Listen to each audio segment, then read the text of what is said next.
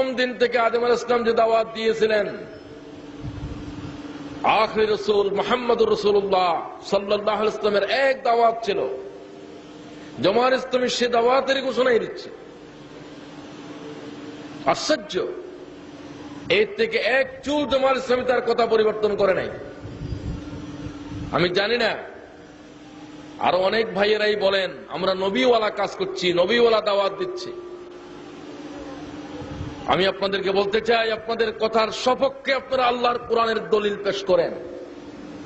যদি জামাত ইসলামের চাইতে উত্তম কোরআন এবং হাদিসের দৃষ্টিকোণ থেকে কোন জামাত যদি কারো জানা থাকে, আল্লাহর কসম কে বলছি, সেই জামাতের খবর আমাকে দেন।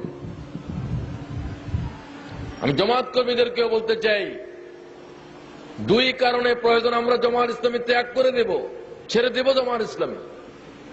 এক কারণ হচ্ছে জামাত ইসলাম যদি আল্লাহ তাআলার পয়গম্বরদের দাওয়াত থেকে এক চুল হটে যায়, আমরা এই জামাত ইসলামী করব না। ঠিক কিনা বলেন?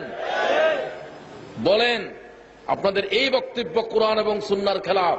একটা কথা বলেন, জামাতের করণপত্র তুলে জামাতের দাওয়াতকে তুলে। দ্বিতীয় এই যে দ্বীনের দাওয়াত দিলে শুধু চলবে না, আপনাদের চাইতে আরো উন্নত, আরো সুন্নত তরিকায়, আরো যথার্থভাবে ইসলামের দাওয়াত পেশ করার জন্য জামাত ইসলামীর চাইতেও এই জামাত আরো ভালো। আমি বলতে চাই, এই ধরনের কোন জামাত যদি আপনাদের জানা থাকে আজকে ঘোষণা দেন, আমরা সেই জামাতে দাখিল হব। আমার জানা মতে জামাত ইসলামীর চাইতে আর রাসূল পাকের একেবারে সহিহ তরিকার উপরে আর কোন জামাত নাই নাই নাই। থাকলে বলেন। ও সমস্ত জামাত ঘুরে টুরে অনেকে হয়তো আসেন নাই, আমি ব্যক্তিগতভাবে এসেছি। আমি তাবলীগের সময় দিয়ে এসেছি, কমিউনিস্ট আন্দোলনের লিটারেচার আমি জিহ্বা দিয়ে চেটে ফেলেছি, শত শত কোটেশন মুখস্থ করেছি।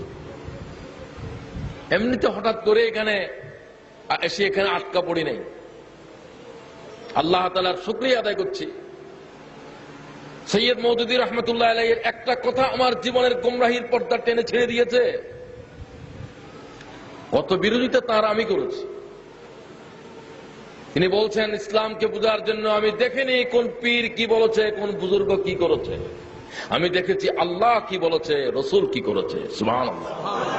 এই একটা সেন্টেন্স আমার সমগ্র জীবন তার বিরোধিতার সবকিছুকে দুমড়ে মুছড়ে দিয়েছে। আমি এতদিন ভাবতাম জামাত ইসলামী কি করে, অমুক কি করে, ইসলামকে বোঝার জন্য এতদিন দেখেছিলাম কোন পীর কি বলছে, কোন বুজুর্গ কি বলছে। মওলানা বলছে, ইসলামকে বোঝার জন্য দেখি নাই কোন পীর কি বলেছে, কোন বুজুর্গ কি করেছে, আমি দেখেছি আল্লাহ কি বলেছে, রসুল কি করেছে। সুবহানাল্লাহ। এই আল্লাহ তাআলার বক্তব্য এবং রাসূল পাক সাল্লাল্লাহু আলাইহি ওয়াসাল্লামের করণীয় আমল, ইসলামকে বোঝার জন্য এই দুই বস্তুর উপরে আর কোন বস্তু আছে?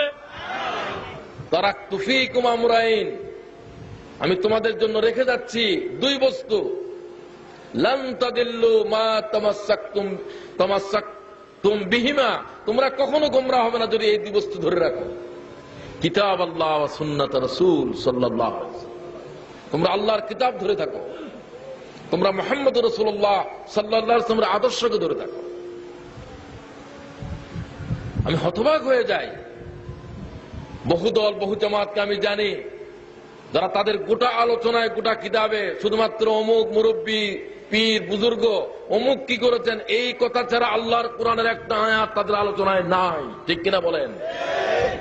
কোন পীর কোন বুজুর্গ কি করেছে কিয়ামতের দিন সেটা আমাদের জন্য নাজাতের জরিয়া হবে না। ঠিক কিনা বলেন? আমরা সেগুলাকে বুজুর্গ বলতেছি, কে বুজুর্গ আর বুজুর্গ নয় এই কথার ফয়সালা কিয়ামতের জমিনেও করা হবে। ঠিক কিনা বলেন?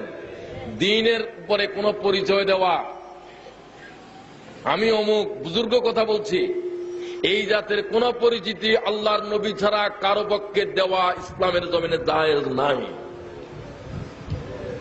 তিনি খাতেমুল সর্বশেষ আউলিয়া, তারপর আর কোন অলি দুনিয়াতে আসবে না, এই ধরনের বক্তব্য কোন জাহেল ছাড়া জ্ঞানী রাখতে পারে? কি করে রাখবে? তিনি কি অলি কি অলি নয়, তিনি বুজুর্গ কি বুজুর্গ নয়, কিয়ামতের উপরে তার নেকির পাল্লার উপরে তার ওজন না করা পর্যন্ত এই কথার ফয়সালা হবে না। ঠিক কিনা বলেন? হবে না। বহুত বুজুর্গ কিয়ামতের বেড়া পার হইতে পারবে না, আর বহু সাধারণ মানুষ আমরা মনে করেছিলাম এই জাতের লোক কিয়ামতের দিন বিজয়ের বেশে কিয়ামতের বেড়া কিয়ামতের সংকট পার হয়ে যাবে। ঠিক কিনা বলেন? রাসূল হাদিস তাই বলছে। সুতরাং আমি বিনয়ের সাথে বলতে চাই, কোন অহংকার, কোন দাম্ভিকতা, পূর্ব থেকে যে সমস্ত ধারণা আমাদের হৃদয়ে আছে, জামায়াত ইসলামী অমুক করেছিল, কোন স্বাধীনতার বিরোধিতা করেছিল, এই সমস্ত আজে বাজে কথা যদি বলতে চান আপনারা সময় নিয়ে আমাদের সাথে কথা বলবেন। আমি বলতে চাই, জামায়াত ইসলামী শুধু এই দেশের মানুষের কাছে আজাদির খবর দিয়েছে। ও এই দেশের জনগণ, জামায়াত ইসলামী ছাড়া অন্য কোন দলের কাছে সুস্পষ্ট আজাদির খবর নাই। তারা গোলামিরে আজাদি কয়। ঠিক কিনা বলেন? কি আজাদি, কি স্বাধীনতা? যতক্ষণ পর্যন্ত মানুষ মানুষের আইনের জাতাকলে আছে, এরা কি স্বাধীন? স্বাধীন হচ্ছে আকাশের মুক্ত বিহঙ্গ পাখিগুলো, আল্লাহ ছাড়া যারা কোন জাতের আইন মানে না। ঠিক কিনা বলেন?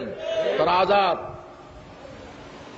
ওই সাগরের তলদেশের মাছগুলো আজাদ, যারা আল্লাহ ছাড়া কোন জাতের কানুন মানে না। ঠিক কিনা বলেন? জামায়াত ইসলামী সে আজাদির খবর দিচ্ছে। গহীন জঙ্গলের হিংস্র দানব প্রাণীগুলো হচ্ছে আজাদ, এগুলো আল্লাহ ছাড়া কোন জাতের কানুন মানে না। ঠিক কিনা বলেন? আমরা তো সেই কথাই মানুষকে বলছি, আসো সমস্ত মানুষের রচিত মতাদর্শের জিন্দান খুলে ফেল, শুধুমাত্র আল্লাহ তাআলার বন্দেগী করব, আর দুনিয়ার কোন জাতের বন্দেগী আমরা করব না। ঠিক কিনা বলেন? এর চাইতে আজাদি কে শুনেছে আমাদের? সুতরাং আজাদির নামে আর একটা ভারতীয়, আর একটা অমুক, আর একটা তমুক দেশের গোলামির নাম কি আজাদি? নো, এটাকে আমরা আজাদি বলবো না। তোমরা মানুষদেরকে আর কতগুলো মানুষের গোলামের জিঞ্জির আবদ্ধ করছো। ঠিক কিনা বলেন? সমস্ত জিঞ্জির আমরা খুলে দিতে চাই। আমরা মানুষকে আজাদ করতে চাই, ভূখণ্ডকে আজাদ করতে চাই। সৈয়দ মওদুদী তাই বলেছিলেন, দেশ এটা ক টুকরা বিভক্ত হবে, 1000 টুকরা হবে না, লাখ টুকরা বিভক্ত হবে, আমার কাছে এটা কোনো প্রশ্ন নয়। তিনি বলছেন, আল্লাহর পৃথিবী এক টুকরা জমিন ছিল, একটা দেশ ছিল, মানব তাকে তার প্রয়োজনে 1000 টুকরা বিভক্ত করেছে। ঠিক কিনা বলেন? এতে যদি মানব জাতির কোনো কল্যাণ থেকে থাকে, তাহলে আরো 1000 খণ্ডে পৃথিবী বিভক্ত হোক, দেশ ভেঙ্গে 5 টুকরা হোক, আমার কোনো আপত্তি নেই। আমার কাছে এই টুকরা খণ্ড বিখণ্ড হওয়া কোনো মূল্য বহন করে না। আমার কাছে বরং 1 বর্গ মাইল জায়গা বেশি মূল্য বহন করে, যেই জমিনের উপরে আল্লাহ ছাড়া কোনো জাতের কানুন নাই। সুবহানাল্লাহ। আমি সেই রাষ্ট্রের চাপরাশি হওয়াকে একটি অনিসলামী রাষ্ট্রের প্রেসিডেন্ট হওয়ার চাইতে বেশি গুরুত্ব দিই। সুবহানাল্লাহ। কথা বুঝে আসে কিনা? জামায়াত ইসলামী ওই দাওয়াত তুলেছে ময়দানের উপরে, এমনি মুখে দিয়ে যা আসে তাই বলেন, এরকম কথা বলা ঠিক নয়। কোন জ্ঞানীর পক্ষে সেটা শোভনীয় নয়।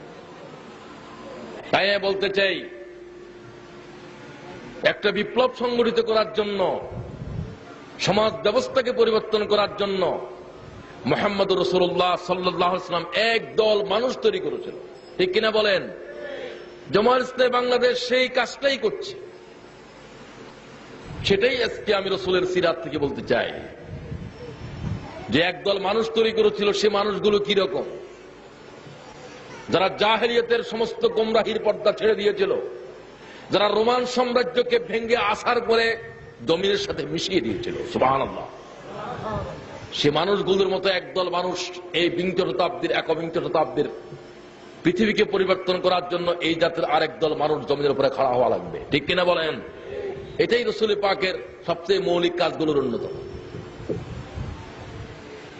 মুহাম্মাদুর রাসূলুল্লাহ ওয়াল্লাযীনা মাআহু আশিদ্দাউ আলাল কুফফারি রুহামাউ বাইনাহুম তারাহুম রুকআন সুজ্জাদা ইয়াবতাগুনা ফাদলাম মিনাল্লাহি ওয়া রিদওয়ানা সীমাহুম ফি ওয়ুজুহিহিম মিন আসারিস সুজুদ ذلك مثلهم في التوراة ومثلهم في الإنجيل। কুরআন শরীফে আছে না নাই? মুহাম্মদ সাল্লাল্লাহু আলাইহি ওয়াসাল্লাম রাসূল ছাড়া আর কিছু নন, তিনি রাসূল।